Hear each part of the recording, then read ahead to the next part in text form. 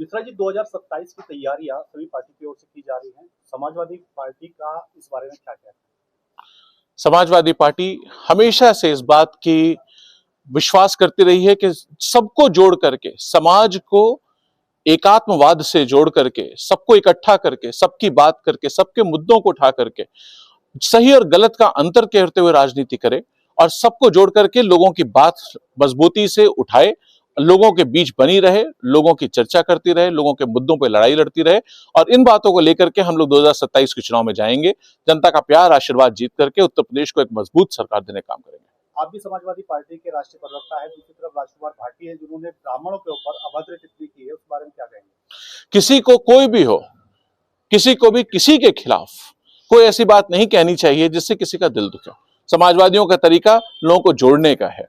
हम सब लोग इस बात को विश्वास रखते हैं कि हम, मैं हूं, आप हो, कोई भी हो, हमें ऐसी बात कहनी चाहिए जिससे दूसरे को अच्छा लगे। ऐसी वाणी बोलिए मन का आपा खोए और इनको शीतल करे आपो शीतल हो। ब्राह्मण समाज के अंदर एक आक्रोश है, क्या पार्टी की ओर से उनके ऊपर कोई कार्रवाई की जाए?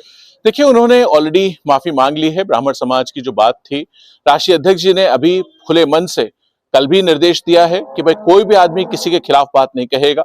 और उससे पहले भी उन्होंने कहा है कि पहले भी अगर आप देखेंगे, राष्ट्रीय अध्यक्ष जी के स्वयं के बयान है कि 2012 में भी सबने मिलकर के मदद की थी, तब सरकार बनी थी। 27 में भी सभी लोग मिलकर के साथ चल करके जब साथ देंगे, मदद करेंगे तो सरकार बनेगी। उसी रास्ते पे समाजवादी चल रहा है।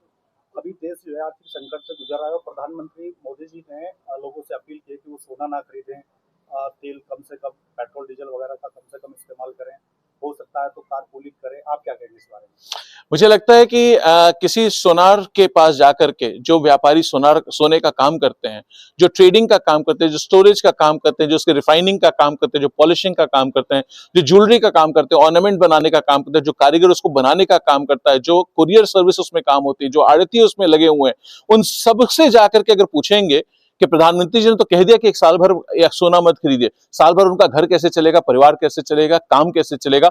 लाखों करोड़ रुपए की सिर्फ गोल्ड की इकोनॉमी है।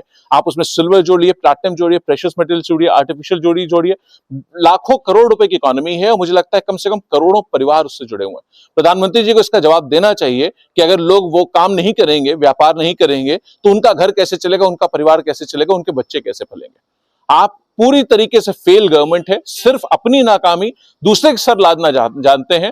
डॉलर के प्यारे में पहले बयान देते थे कि डॉलर गिर रहा है, इसका मतलब सरकार कमजोर है। आज डॉलर गिर रहा है, सरकार क्यों कमजोर नहीं है? सोने पे बयान दिया था, आपको याद करिए, 2013 का बयान है प्रधानमंत्री जी का।